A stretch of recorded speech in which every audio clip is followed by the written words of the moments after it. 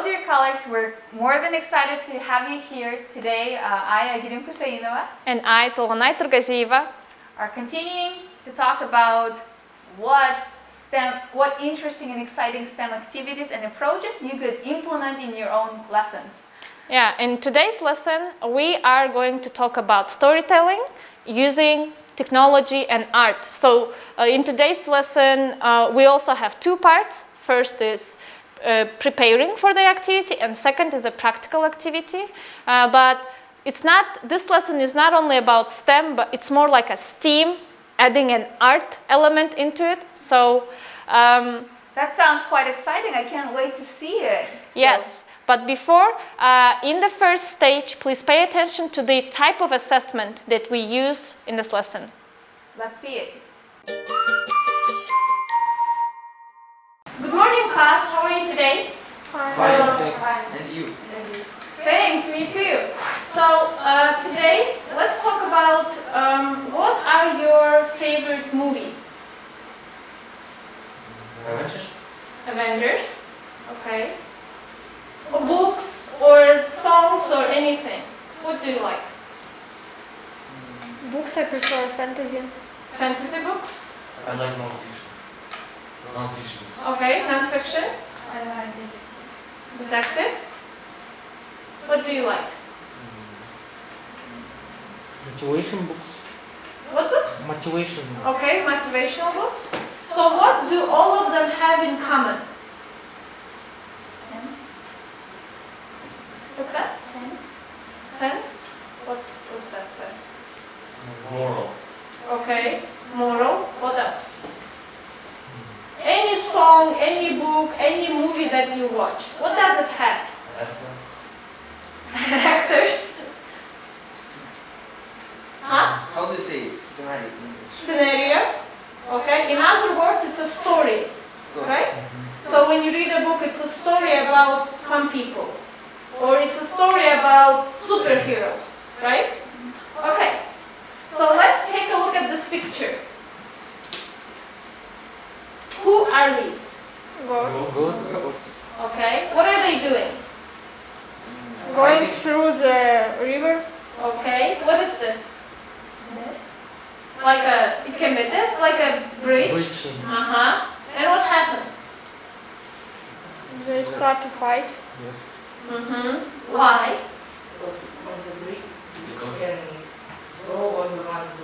Uh-huh. And what happens at the end? They fall in the river. Okay. So today we will talk about storytelling.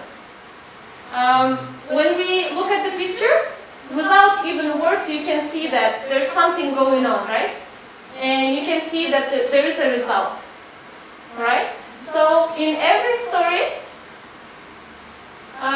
there is beginning, middle, and the end, right? So first, there were two goats that wanted to cross the river, and then they did not want to move, or they were very stubborn, right? There was some conflict, and then they started fighting over who will cross the bridge first. And at the end, both of them fell down, and they were in the river. Okay? So let's take a look at next story. Okay? Can you see what's happening? What is this on picture one? Cat? The cat mouse. is... Uh-huh. What is the cat doing? Trying to catch. Chasing the cat. Oh, chasing the mouse. Okay, what happens next? Okay, yeah. Mouse gets into the bottle. Next. Cat try to. Reach him. Yes. Yeah, the cat is trying to reach him. And at the end, Cat go away. cat was unsuccessful. Right? Okay. Where is the beginning? First, when This the first picture. picture. Uh-huh. The middle of the story? This or this, right? When he's trying to catch. This is the conflict. And at the end? Okay, good. If you are writing a story, What do you think should be included in any story? Meaning. Meaning, okay. Story should have beginning, middle, and result. Okay, what else? Exposition things and resolution. Exposition and resolution, okay. What else? Who are these? Characters. So every story should have a character, right? Someone is doing something. And what is this? Where is this happening? Location, like this may be somewhere in the house. What other locations can you use? Mountains, Forest. in the forest, on the beach, anywhere basically, right? You can even use this room as a story setting. Okay, we have talked about some elements. Let's go through them. So setting, where and in which country you can talk about. In every movie that starts with, remember, even Avengers, it says Mars, some year, some place, right? Or Washington, 1982 or something. Okay. Next, character. In this case, we had goats, cat, and the mouse. The plot. The plot is the story. So what is happening? Like resolution and so on. Next. And there should be a conflict.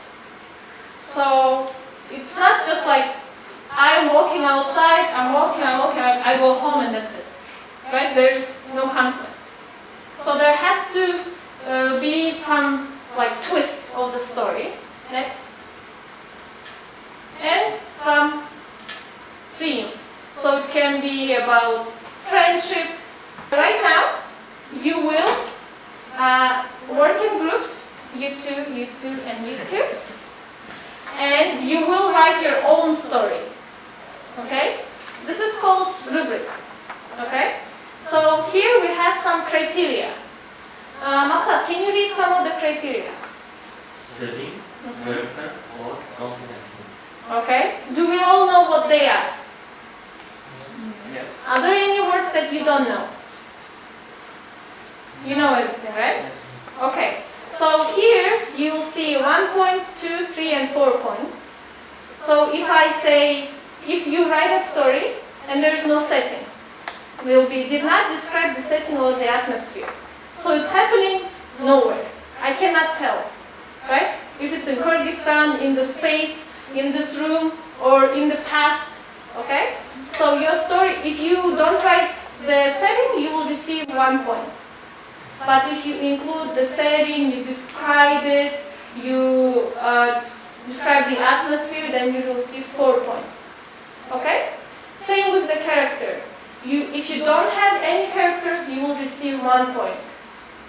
But if you have 2 or more characters and you describe them, and you give them names or something, then you will receive 4 points. Okay? And the same for the plot. If you describe the plot, or if you don't, you will receive the points accordingly. Okay? Look at this, read through all the criteria, and when you're writing a story, think about this rubric. Okay? Okay, I will give you 5 minutes to write your story. Eristan and Taisia, you'll have one story, you'll have one story, and you'll have one story. Okay?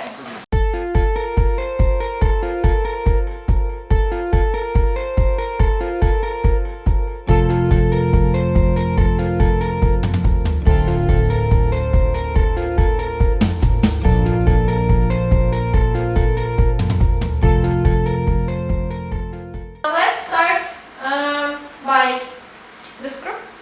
Can you please read us your story? What's the title of the story?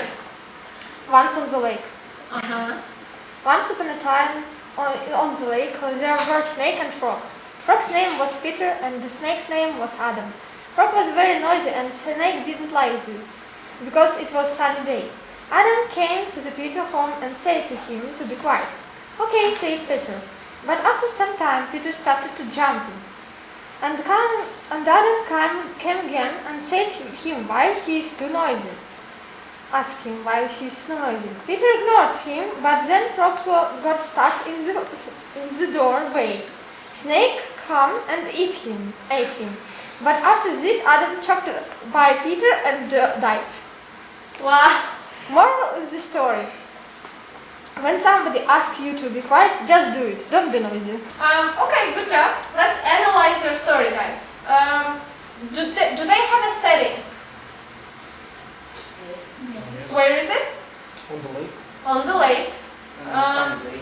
Huh? Sunny day. Okay, on a sunny day, it describes the setting when and where. Okay, can we give 4 points to them? Yes. Okay. Do they have characters? Yes. How many? 2. Good. So they also have their names. We can give them 4 points, right? And how about the conflict? Did they state a conflict?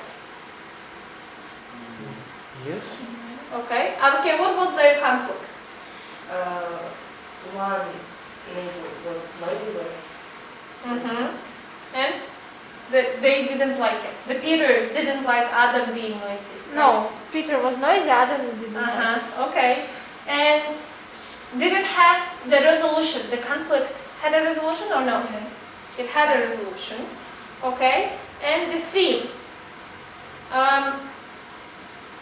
Did they have a theme or not? What was it again? Somebody asks you to be quiet, just do it. Okay. So the moral was respect other people's requests, right? Okay. So I think for this story we can give them all 4 points. Yes. Good job. Now the last group, please. This story called Lost Chance. Uh-huh. In 1981, in Harvard University, there were 2 people, Mark and Steve. They had been friends since high school. One day they had a lecture by Bill Gates, the most rich person in the world, about startups. Their homework was to create a startup in pairs. Mark and Steve decided to work together because they were friends. Mark's idea was to create a phone.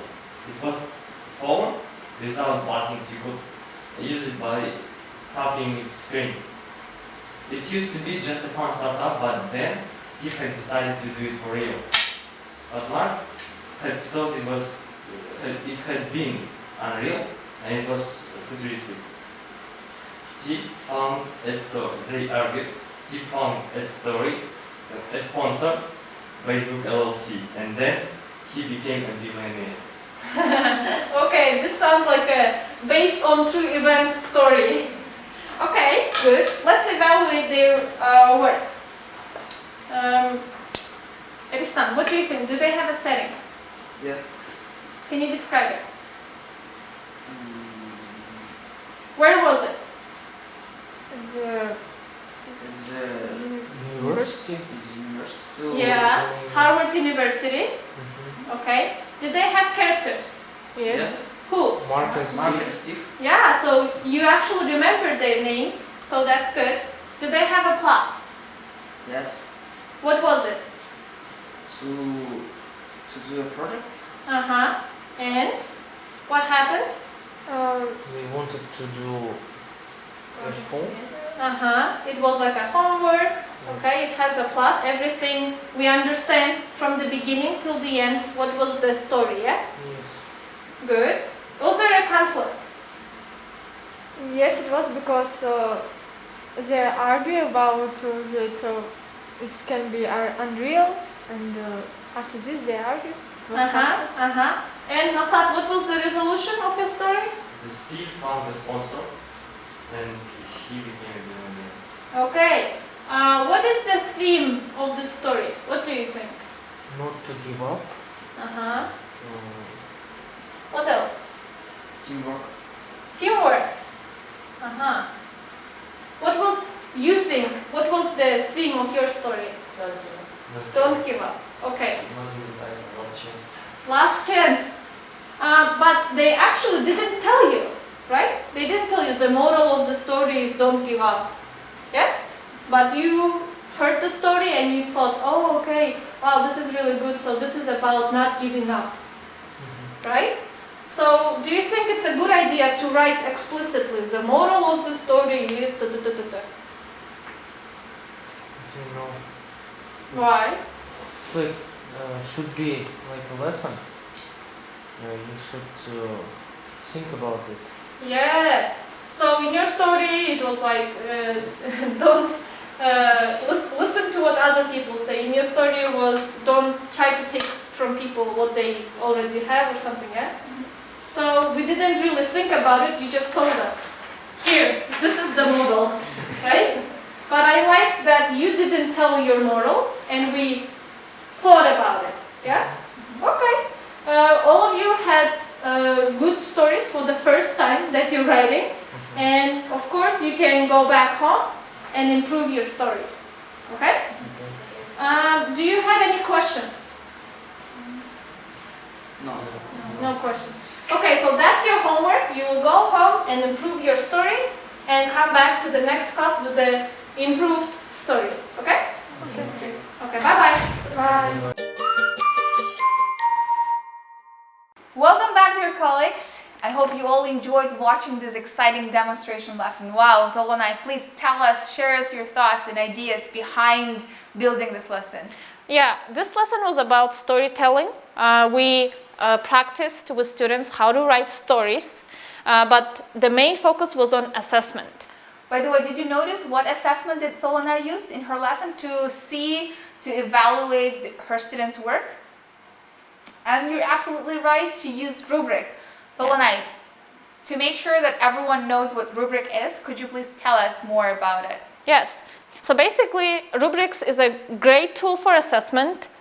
Here, I'll show you. It will include some criteria that you want to evaluate your students' work and the points that you want to give them. So it can be either points or just descriptions like good, bad, average, fair, poor, or something.